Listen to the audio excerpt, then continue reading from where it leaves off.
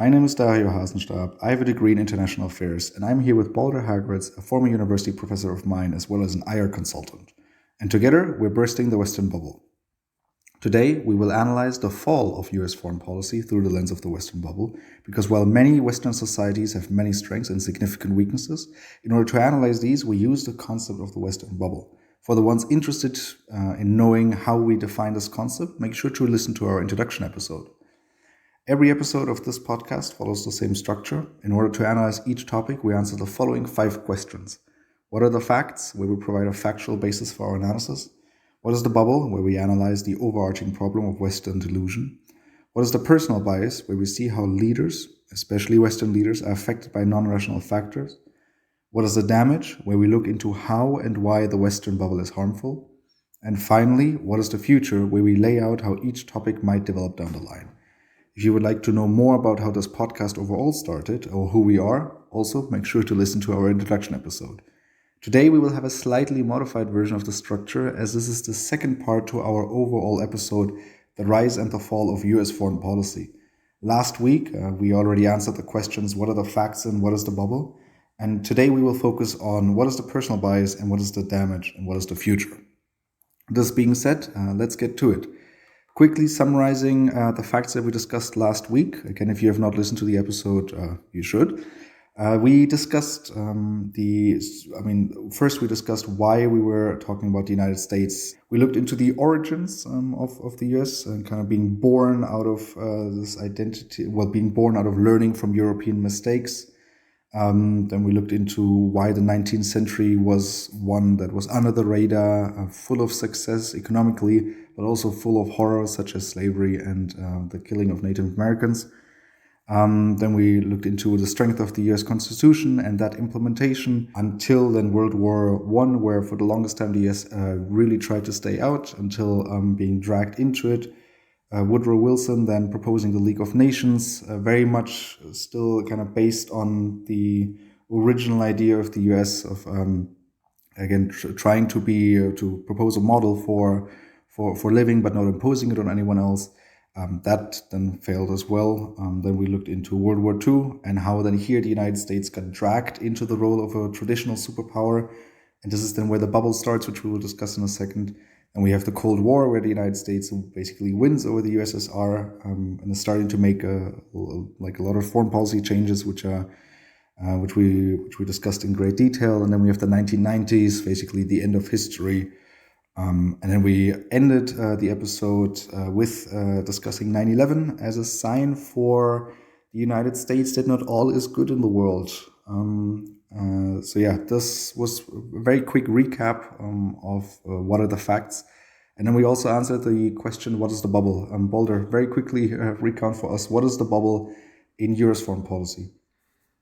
The bubble for the United States is that they still ride off the waves of the origins of the United States with the idea that it is a example that is different from all others, that stands for a utopian future that the whole of humanity can follow, liberalism, democracy, US style, and that as a result they're representatives for the whole of humanity of something that really no longer exists within the United States itself. So the bubble is that they believe that they represent something, but they're not that very thing themselves anymore inside of their country.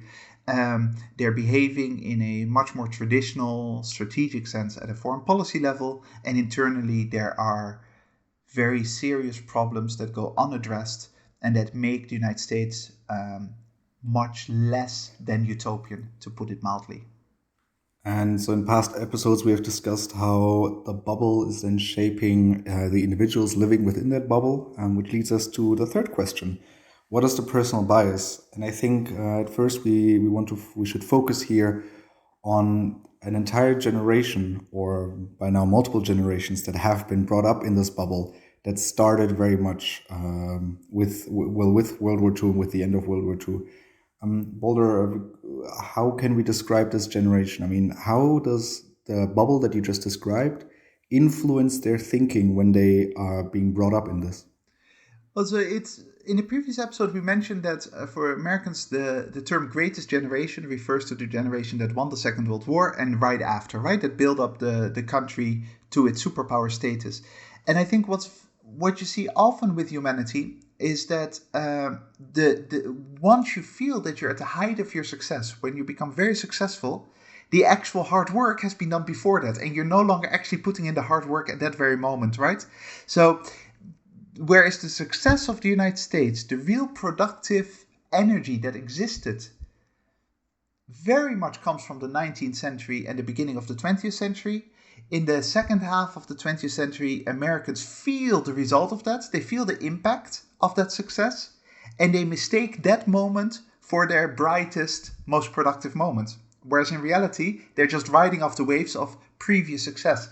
And that's where that generational bubble comes in, where Americans and people in general, I would say, mislabel the temporal success line, right? So they are actually looking around in the world and say, we're now the superpower. And this is exactly what happened in the 1990s as well. We've beaten the Soviet Union. So we now are the ones who have the secret to success. Whereas the real secret to success came way before that. And they've forgotten about that. And they've already become corrupted by other processes. So am I allowed to call them boomers? Yeah, sure. I mean, we have to be careful with labels. Labels are always extremely dangerous, and people are way too obsessed with them. But sure, it's this idea, that generation that rode off those waves of history, and some things went very well. We mentioned this before, and it's important to mention again. The second half of 20th century saw a lot of very important productive mechanisms. That improved society, such as a reduction, not an elimination, but a reduction in sexism, in patriarchy, a reduction in racism. The civil rights movement made a lot of progress in US society in that sense. So it's not that all was bad in the second half of 20th century, but the very foundations of what made the United States great do not come from the time periods. They come from before. And in fact, you can see a lot of pernicious dynamics, dark, negative dynamics that statistically become visible in the 1970s, 1980s, 1990s, that go unrecognized because the United States is still riding on this success wave. And then you have a 21st century where this whole generation no longer knows what is the key to their success, right? Because exactly, because what I wanted to aim at with this is that we now only described the boomer generation, but the generations after that, they fell victim to the same type of thinking, right? I mean, this type of thinking that the United States is the greatest country on the planet, which you hear a lot from the United States, and especially from younger generations, that is very much ingrained in them as well, right? Yeah, and it's just a soundbite. The moment I would almost argue that the moment you start saying that is the moment that it's no longer true, right? The moment you start telling yourself that you're the greatest is the moment that you're probably no longer the greatest. There are some nice psychological parallels. Countries, societies often function just like individuals. So if you look at family fortunes, you have a person, an entrepreneur, who becomes incredibly successful in her work and sets up this amazing business. Then her children inherit this, and their children continue the success. They start managing the success of their mother or of their father, and they still are productively sort of stabilizing the success. And then the third generation just is born into wealth, have no clue anymore what made them successful or rich in the first place, and they start slowly ruining it, right? By corrupt behavior, by decadent behavior and all that. That's a common psychological pattern, but intergenerational pattern. And in many ways, you could argue the same thing about the United States as a society. So until roughly the Second World War, the United States was that first generation of society very much working hard towards a better tomorrow, being very successful at it. The second generation, during and after, right after Second World War, starts stabilizing it, starts looking at some things that still need to be remedied, such as civil rights movement, such as sexism, but it no longer has the same drive and energy and understanding as the ones before. And now, in the 21st century, we're in the third generation that was just born into this empty claim about US success. They were born still in relative wealth, in relative stability, but no longer are in touch with what made their country great in the first place, right? And they are slowly eroding, corrupting the very foundations that the United States should have as its pillar. And this is exactly the reason why, for now at least, we will mostly focus on that boomer generation, because that's currently the generation that is in power. To maybe our surprise, I think both of us were discussing the other day how old Joe Biden and Nancy Pelosi are. I was very surprised that she was already in her 80s. But so you still have this generation very much in power. And with this also comes on the question, what type of intellectual movements and what type of intellectual groups were born out of that time and were then thereafter very influential in US foreign policy. And here I'm talking about the neoconservatives. How did they come about? Right, so, the neoconservative movement is quite a radical movement that's second half of 20th century, inspired by this academic called Leo Strauss, that eventually they come actually originally from relatively liberal circles that got disenfranchised by the politics of the American left, the Democratic Party, and then turned Republican. They are very much this generation that in the 20th century started misunderstanding the foundations of what makes America great, right? They believed that America stood there in the world as a beacon of liberty and freedom, and Professor Strauss, told them that it was their obligation to impose this model on the rest of the world, that the rest of the world had to accelerate their movement towards becoming like the United States.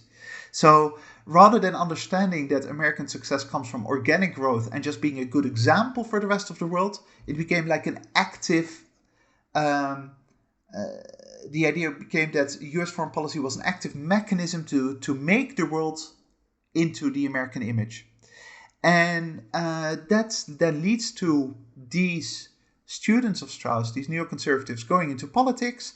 Under the Reagan administration, they're mostly juniors. Under the George H. Bush, Father Bush administration still as well. They get into the White House, but are not yet in positions of real power. They see the collapse of the Soviet Union. They believe, as so many people did, including Joe Biden and Nancy Pelosi, that this was an affirmation that the United States was something special, that the United States had actually won history. Francis Fukuyama, who we mentioned previously, at the time labeled himself a neoconservative as well. They see the 1990s as the moment that now the United States can start shaping the world according to their own image. And during the George W. Bush administration, Bush Junior, when 9/11 happens, these neoconservatives are in positions of real influence and power, people like Paul Wolfowitz and others. And they then become responsible for horribly mismanaging US foreign policy, believing that this military, which we argued in the first episode, was almost a destructive part of US foreign policy that should never have been there because it's not in line with the origins of what the United States stands for, that this huge military that is almost actually 3 times the size of its nearest competitor nowadays, China, is somehow a tool that can be used to promote freedom and democracy. With laser-guided missiles, and I'm paraphrasing the great Jon Stewart here, but you basically impose freedom with laser-guided missiles, right? That idea, and that goes horribly wrong in the 21st century. You just mentioned it, and this is again a recurring theme that we've mentioned in our 3rd episode on the hollowing out of institutions. But that now politicians start managing things, and a big manager of U.S. foreign policy or U.S. policy in general was Bill Clinton. And so, how could you already see like this bubble and these personal biases with him? Well, so Bill Clinton was the epitome, together with, if you like, Tony Blair in the UK with New Labour. Bill Clinton was the exact example of how the West misinterpreted the 1990s. And it's very easy to see, right? And remember, I was a student at the time. I was part of this bubble. When you lived in the 1990s and you were president of the United States, it seemed as if you didn't have to provide any ideological vision anymore. You didn't really have to say, this is where the United States has to go, because we are where we are. It's good. Now we just have to make sure that everyone becomes like us. So Bill Clinton was very clearly a managerial president who just wanted to put out fires wherever he needed to put out fires. The Balkans, for example, the breakup of Yugoslavia. We can argue, by the way, about how he did that, but that's a whole different thing. Internally, he had to sort of argue the rise of technology. He had to deal with some social changes, gay rights, for example, in the United States, and he made some big mistakes there. But he didn't have to put forward a vision of America, of where the United States was and was supposed to go, because it had been figured out. And so he is the first in what I would argue is then a relatively long line of world leaders who just see it as their job to make sure that interest rates are low, inflation is low. Interesting, in 2022, low inflation. It's a concept that used to exist. That employment would be high, unemployment would be low. Maybe here and there do something about the environment, but you don't need to have a broader vision like that. He set the tone for that, and that is what has been copied ever since then in the 21st century. So then who followed Bill Clinton was then Bush Junior. But before we specifically talk about how he and the neoconservatives in their personal bias reacted to 9/11, I want to draw the comparison between Bush Junior and Bush Senior. So how do we have that? Because both of them invaded Iraq, but both of them in very different ways, and both of them with very different biases driving them, right? Right, a very, very different story. So George H. Bush, Father Bush, was clearly a technocrat, someone who very clearly understood the strategic elements of foreign policy, who had been in many ways a product of this corrupted vision of America, if you like, where it's about strategy rather than long-term vision internally, right? Using active foreign policy, but he was a very intelligent analyst of international relations, had been director of the CIA before, had been vice president under Ronald Reagan. He understood international relations very well in a traditional strategic sense. He did invade Iraq, but that was only after he pushed out Iraq out of Kuwait, right? So Saddam Hussein invaded Kuwait. Saddam Hussein did that thinking that the United States, dictator Saddam Hussein from Iraq, that the United States would support him as they had during the war between Iraq and Iran.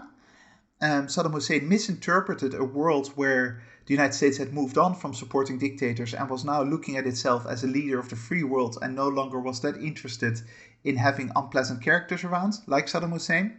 Saddam Hussein made a huge miscalculation there. He thought he could get away with occupying Kuwait, especially because of its oil reserves. He couldn't. George H. Bush, and by the way, the whole global community reacted with outrage. Within no time, the US military and allies were activated. They pushed the Iraqi forces out of Kuwait. And then after that was called Operation Desert Shield, shielding Kuwait from Iraq. They went into Operation Desert Storm, moving into Iraq. That was a continuation of the defense of Kuwait. And then the big question was, what do we do with Saddam Hussein? This is clearly an aggressive dictator. Nobody likes him. He messed up the war with Iran. He now does this. He's unreliable. George H. Bush at that time understood very well, because of his intelligence background, that to get rid of Saddam Hussein without having a structure to replace him, a democratic process or another dictator, whatever, without a clear successor to Saddam Hussein, you would create chaos in Iraq. You would create chaos not just in Iraq, but also in the Middle East. Because it would leave this huge power void. Iraq is a hugely strategic and powerful country, especially in those days. So he stopped his forces about 60 kilometers before getting into Baghdad and said, okay, we've defeated the Iraqi forces. Saddam Hussein has nothing to fall back on. we as a global international community now have to limit his powers in the future, but we're going to keep him there to avoid this power void, to avoid this vacuum that could lead to horrible consequences. And it was absolutely the right choice. Now, they messed up other things afterwards completely by, for example, embargoing Iraq. They are responsible for possibly hundreds of thousands of children dying because of food shortages, because of starvation. So it's not as if everything was brilliant, but the choice to keep Saddam Hussein in place in Iraq was strategically a good choice. As you will remember, just before I said that the neoconservatives at the time were juniors under the George H. Bush administration. They were furious about this. They saw Saddam Hussein as a dictator, and the United States is there to liberalize the world, to democratize the world, and George H. Bush had a chance to get rid of an evil dictator and create a shining new little America in Iraq, in Mesopotamia, right? By establishing a democracy, holding elections, and that would be an example for the rest of the Middle East to follow. So they were furious, but they didn't have enough power to change the president's mind because they were still junior advisors. They were not in positions of great influence. That completely changed under George W. Bush. It was 10 years later, and by that time they had moved up in the Republican Party and they were absolutely senior advisors. And you could even argue that someone like Cheney, even though technically he wasn't Dick Cheney, vice president of George W. Bush, wasn't technically a neoconservative, but he certainly had this similar outlook of using US power, military power, to transform the world. Same with Donald Rumsfeld, Secretary of Defense, for example. And 9/11 happens. We talked about terrorism before, so we don't need to go back into that. But George W. Bush, unfortunately, but politically understandably, goes into Afghanistan. We know that Afghanistan, that it turned out to be a major disaster, 20 years of civil war. But it is, if you go back to 2001, 2002, it is an understandable decision to make, with very few people actually being against it at the time internationally, because the Taliban were supporting Al-Qaeda, and Al-Qaeda was the pariah of the world at the time, obviously. They go into Afghanistan, start a war there, completely relying on their military power, thinking somehow that they can make Afghanistan into this democratic process. Once again, you see this hybrid corruption, where on the one hand, they still believe that the United States stands for something ideologically greater than just any other nation, than the strategic considerations of others, but at the same time using the very traditional tools of the military and hard power to impose their will. And while that has just started, the neoconservatives, who now are seniors under the George W. Bush administration, see their chance to finish the job that they felt Father Bush, George H. Bush, should have finished 10 years earlier. They say, okay, hey, you know what? We invaded Afghanistan. We're now militarily active. We're fighting terrorists. Let's also go into Iraq. And it's useful to point out that Iraq had absolutely zero connection to terrorism. Saddam Hussein was an enemy of Al-Qaeda, had absolutely no interest in supporting Osama bin Laden in any way, shape, or form.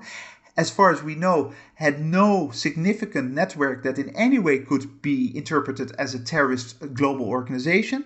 He was just a horrible dictator, that's it, at home. No threat to the United States. But the neoconservatives were bent on righting the wrongs of what they understood to be wrong of a decade earlier. And so they went into this huge campaign painting Saddam Hussein as this menace, somehow linking him to 9/11 in vague ways, claiming that Saddam Hussein had weapons of mass destruction, creating images in the mind of Americans that soon there would be a nuclear device or a chemical device exploding in New York city center. They basically did everything they could to persuade the American public that Iraq had to be invaded. And they managed to do so in 2003, March 2003, which again led to another war that had absolutely no success at the end of it. And there was no idea of what success would look like. Nobody in their right minds thought that you could just impose a thriving democracy in Iraq. And that's exactly the picture that they painted, making use of an American public that still in their brain has this image of them somehow being leaders of a free world and being the desire of the rest of the global community to follow, that the Americans, by just going in there and removing a dictator, would be greeted as liberators, and that the Iraqi people would be part of this freedom wave and somehow be the start of this revolution in the Middle East in general. I think this is maybe the clearest example we have so far of how the personal bias can affect international relations. I mean, we already tapped into what is the damage here when you mentioned Iraq and Afghanistan. However, before we fully talk about what is the damage, I briefly want to go back to two individuals who, well, I mean, one of them is now U.S. President, Joe Biden, and one of them who tried to become president, but is still been very influential in U.S. foreign policy, Hillary Clinton.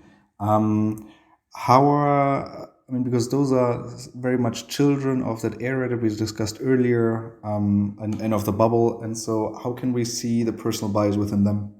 So these are two people, and they're not exactly similar in their outlook. You could argue that Hillary Clinton is much more of a technocrat, sort of unsurprisingly in the same vein as Bill Clinton, right?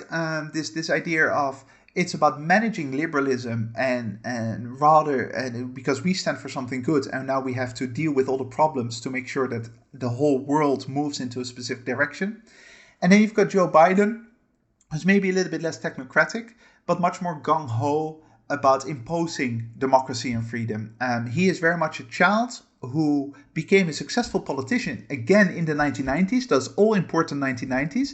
So once he became a significant player within the Senate, that was the moment that the United States looked at history and thought they'd figured it out. And that clearly has influenced them, right?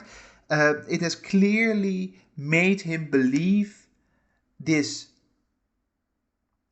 myth of there being something inherently better about the US model than any other model.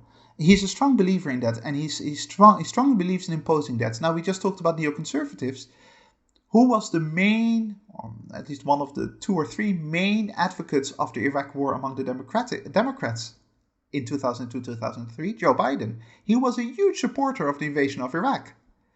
Not because he's some kind of evil guy, but because he genuinely seemed to be blinded by this belief that all the United States has to do is use this military to impose democracy and freedom, and everything is going to be fine. Joe Biden, very gung-ho, very much influenced by this late 20th century path. And as a result, he has been very hawkish in foreign policy. And when we say hawkish, we mean very aggressive in imposing the American will through hard power onto the rest of the world. This in many ways can also be seen in the way that the moment he becomes president, straight away he looks for an enemy. Rather than saying we need to go back to making the United States strong internally, he says, how can we define ourselves according to who we are not? And the enemy he chooses at the time is China, right? So that is very specifically thinking again in those traditional foreign policy terms, not in the founding father type of terms that the United States was supposed to have. I mean, I assume then China was the original sought out enemy. I mean, it still very much is. But then with the Russian invasion of Ukraine, then Russia came to the table for Biden, right? Yeah, so it's interesting that China is a much more obvious threat to the American model, right? Because Russia doesn't really have a model that they want to impose on the rest of the world. If you're Joe Biden and you believe that your country stands for a future that the rest of the world should follow, then you're going to be very much threatened by Xi Jinping, who says, we now are developing our own Chinese model. And by 2050, most of the developing world will copy how we did things. That is a direct threat, if you're Joe Biden, to your vision of the future. Because in your vision, it should be the rest of the world copying the American model.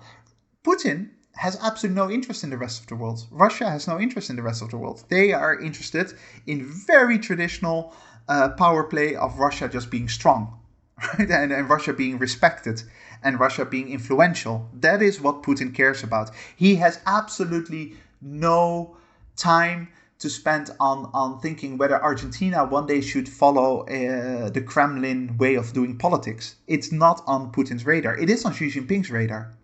And so it makes sense that originally when Biden became president, his chosen enemy was Beijing, was Xi Jinping, was China. That created a huge problem when, of course, Vladimir Putin invaded Ukraine, because then all of a sudden he has to shift gears, right? Putin, who doesn't have this clear alternative model, is a much more direct threat to US interests and to, if you like, global peace and security. And so that creates this sort of divided personality within Biden, where on the one hand he really wants to focus on China, but on the other hand he now has to sort of calm down on China because he needs China to contain Putin, and that goes very much against his agenda. And it is one of the main failures of Biden's foreign policy agenda, that he did not have the agility to do this correctly, right? To say, how can we deal with Russia in an effective way? Because he had so clearly set out his stakes at the very beginning. China is the one that we're going to fight. And I mean, but see, the way that this seems to me is that Russia is even an easier enemy for Joe Biden than China. Because for Russia, it's just, they're threatening us directly.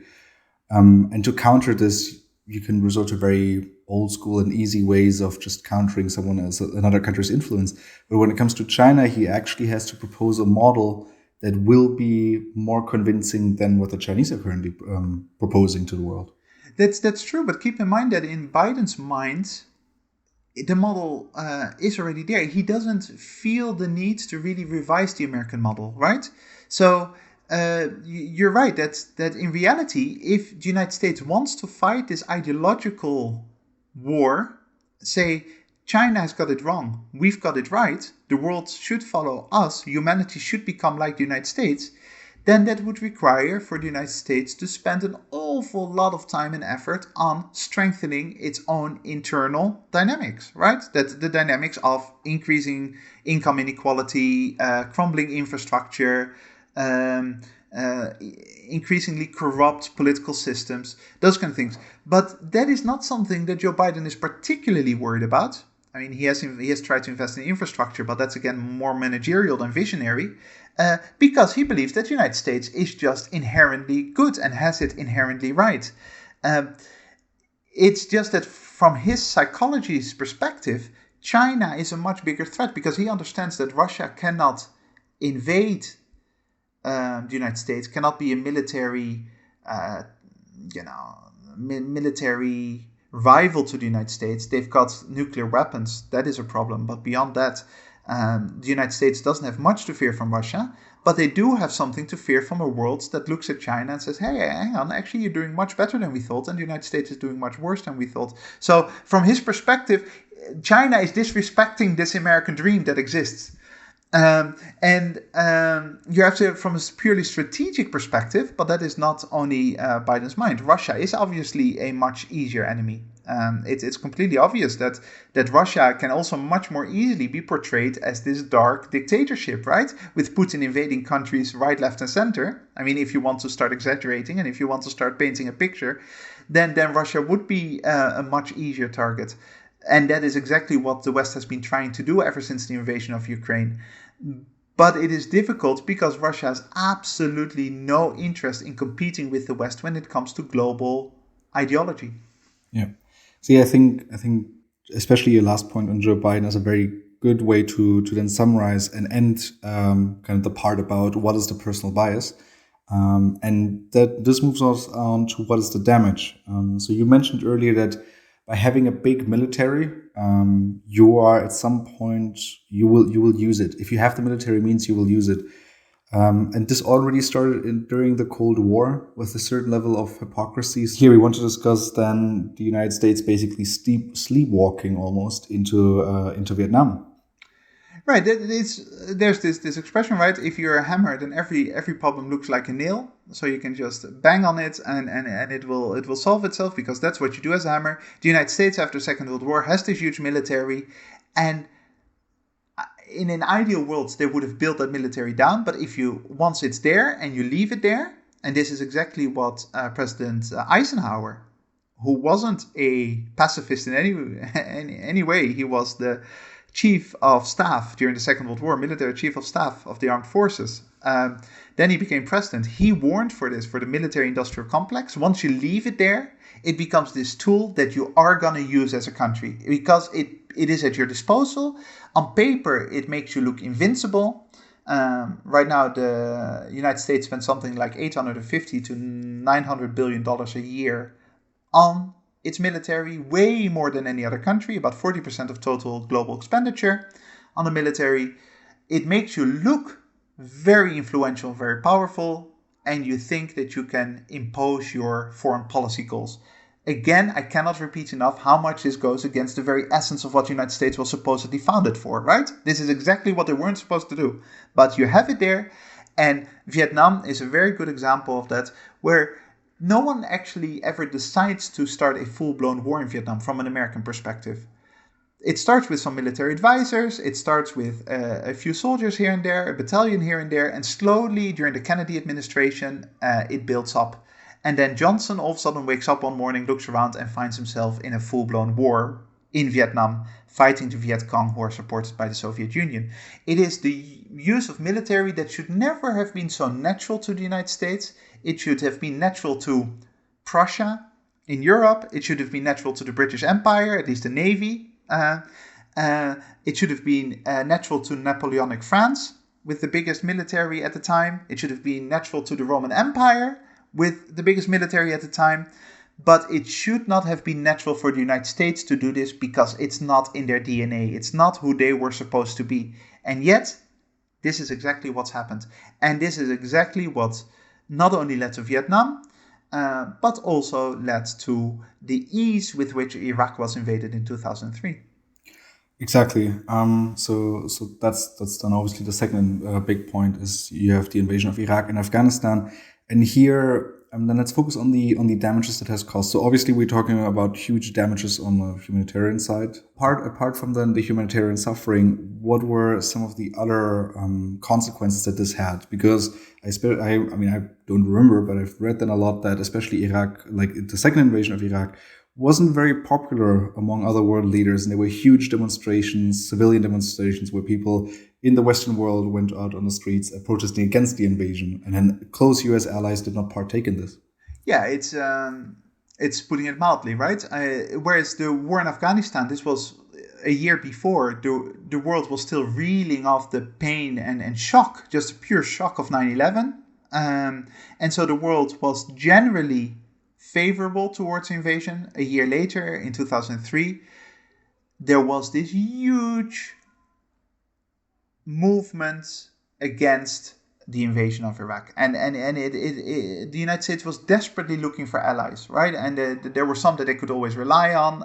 The Netherlands, my own country, is always a very, very reliable partner for the United States, not because militarily the Netherlands is relevant, but because diplomatically, US, United States want to say that you've got a lot of partners in this endeavor.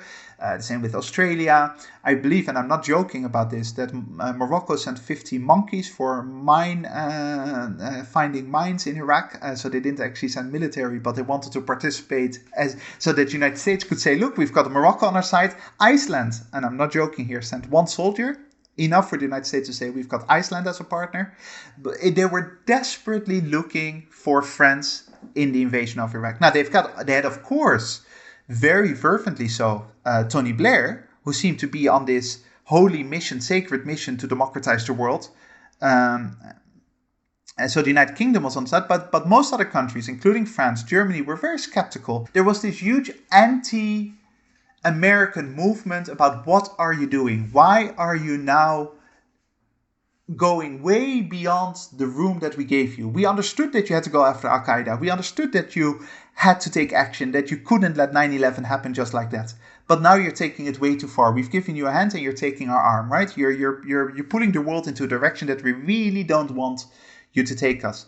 So from a foreign policy perspective, that already itself is hugely damaging for a country that believes that it is the light on the hill that has to be followed by everyone. Vietnam was damaging, but Vietnam they could argue away as part of a Cold War issue, fighting for freedom in Vietnam against communist oppression. I mean, it's a feeble argument, but it's an argument they could make.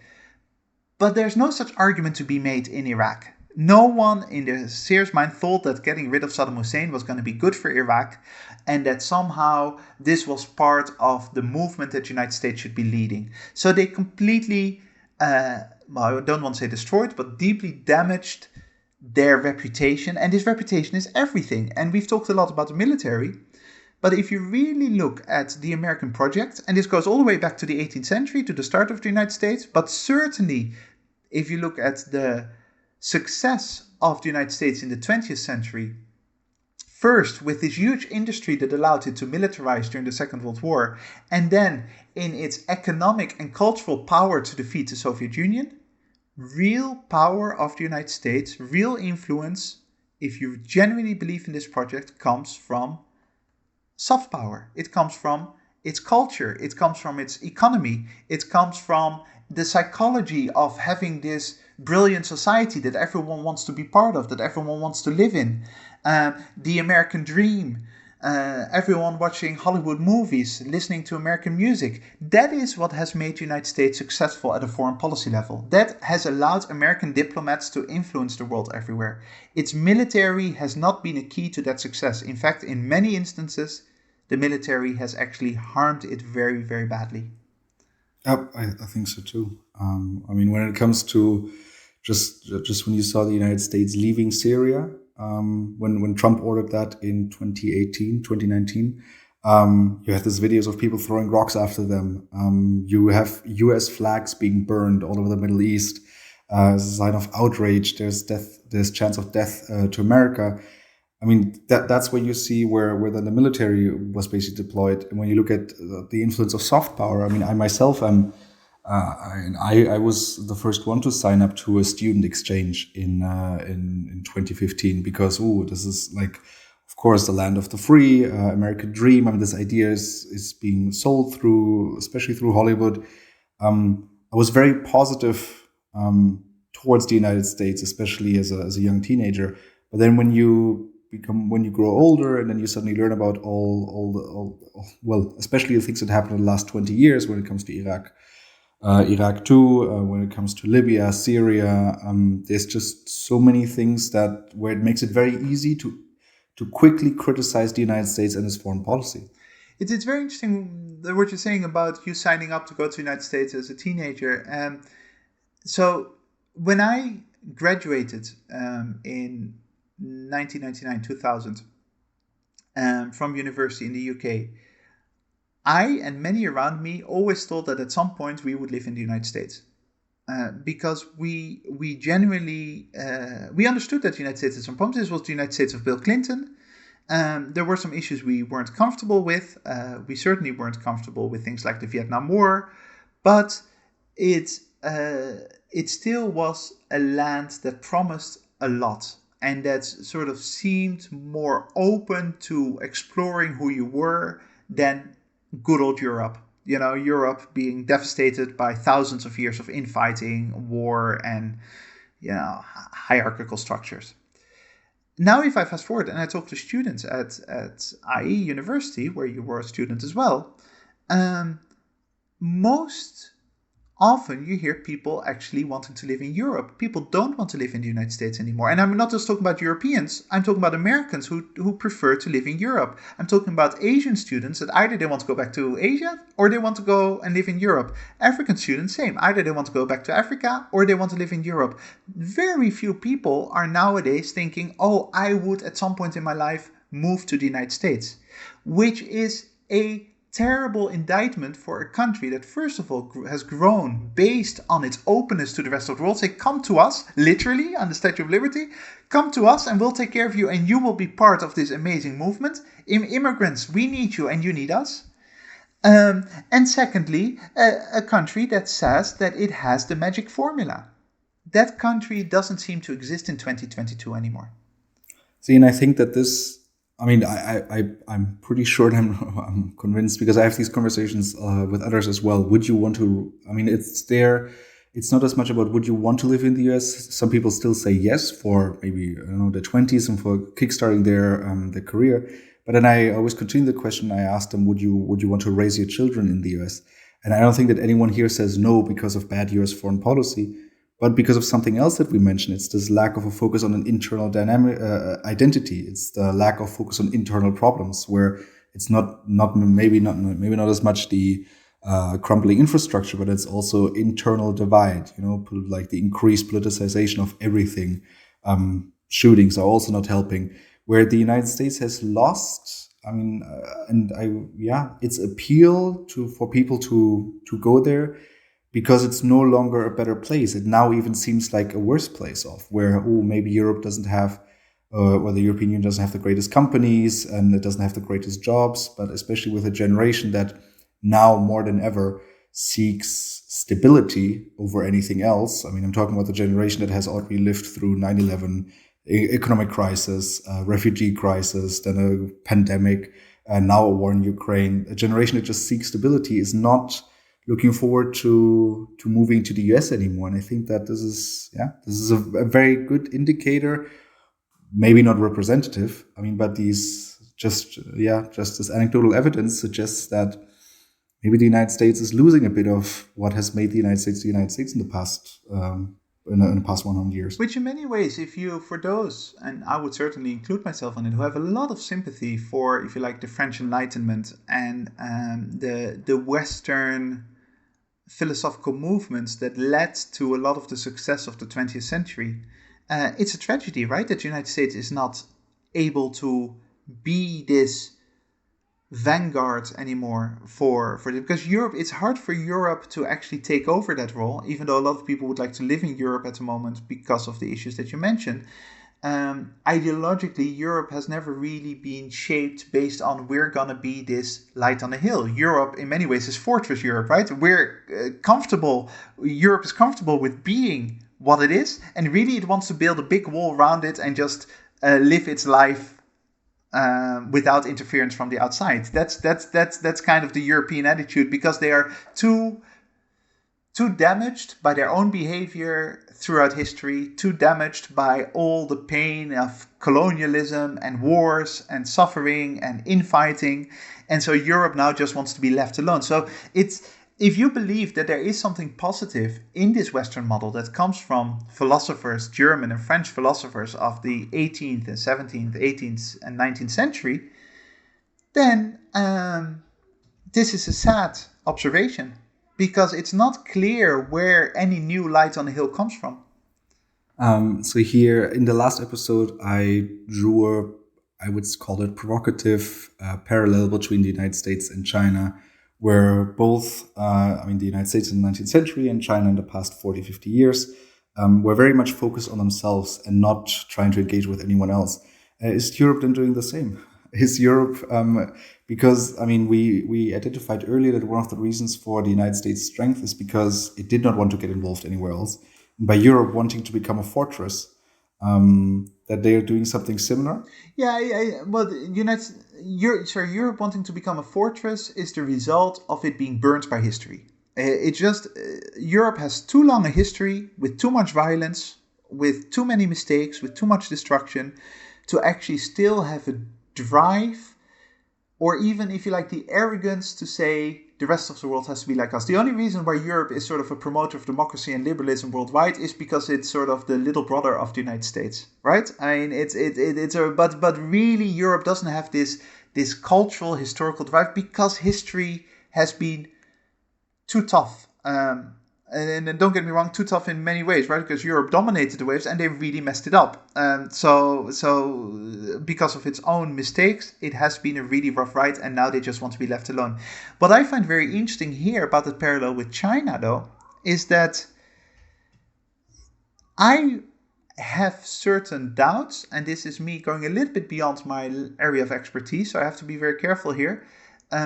But I have doubts that China can actually successfully take over that mantle of being an example for the rest of the world, exactly because it's not just the past 50 years that China has been inward looking.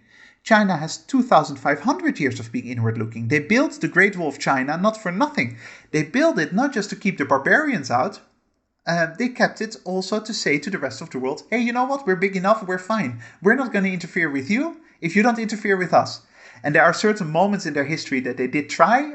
They tried for a moment to colonize Eastern Africa. that was, that led to direct withdrawal afterwards.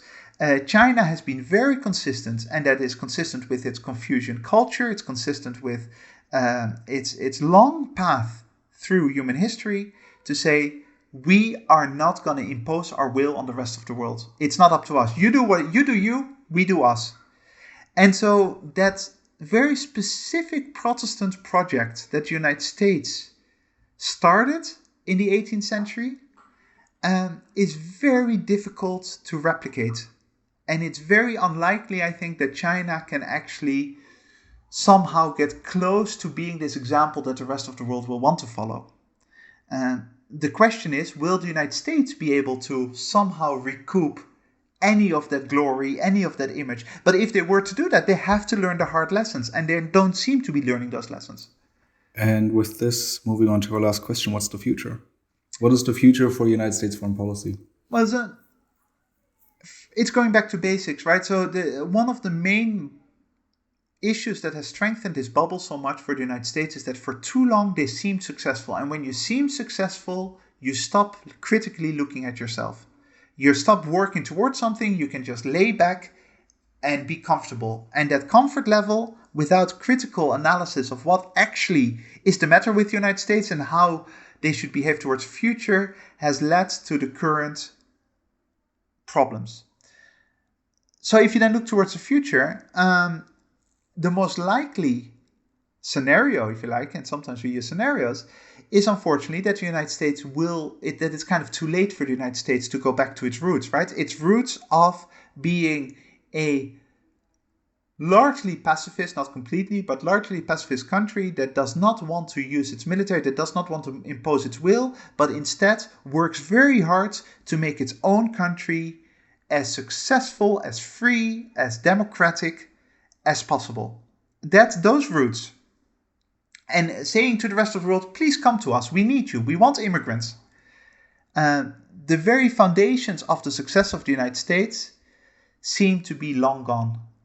In the sense that the way that the United States now deals with immigrants, as they call them, aliens, are seen as some kind of existential threat to their existence, rather than understanding that it's the very essence of what made their country great in the first place, right? But of course, in the past, they were mostly white immigrants, and now they're Latinos, and that somehow is a threat to the Protestant establishment. They seem to be too far gone. Income inequality has gone too far. The wealthy upper class has created an oligarchy in many ways within the United States that's going to be very hard to break. The government is too dysfunctional. Everyone who has lived in the United States, who has been there for a very long time, knows how ineffective and inefficient simple government procedures are in the United States, because the government has been underfunded, underappreciated, and underdeveloped, basically, because there is this increasing dislike for the government. It's worth mentioning that at the high point or low point, because I mean this is pretty bad, but at the maximum income tax rate of the United States in the 1950s was 93%. 93% of your taxes in the United States would go to the government. Now that seems very far away from what we have now. Now, I'm not advocating for a 93% income tax rate. All I'm saying is that there was a time that within the United States there was a balance and an understanding that the government had a role to play in keeping society free and safe and secure and economically well-to-do. That balance has gone out of the window, and now you see a society that is no longer capable of dealing with its internal issues. And if you're not, as the United States, capable of doing that, if you're not capable of strengthening your internal model, there is no way that you're ever going to be this example for the rest of the world to follow. And so the most likely future is that the United States continues this decay. If you ask me, is there another path? Well, yeah, the path is to do the opposite, right? To stop this foreign policy nonsense, to stop focusing on shaping the rest of the world according to your strategic interests, because that is not what the United States has been made for. It is not what the United States is particularly good at. Stop using foreign policy as a tool to distract from your internal problems. Focus on your domestic strengths. Focus on how to go back to a vibrant, innovative, fair society that you always wanted to create.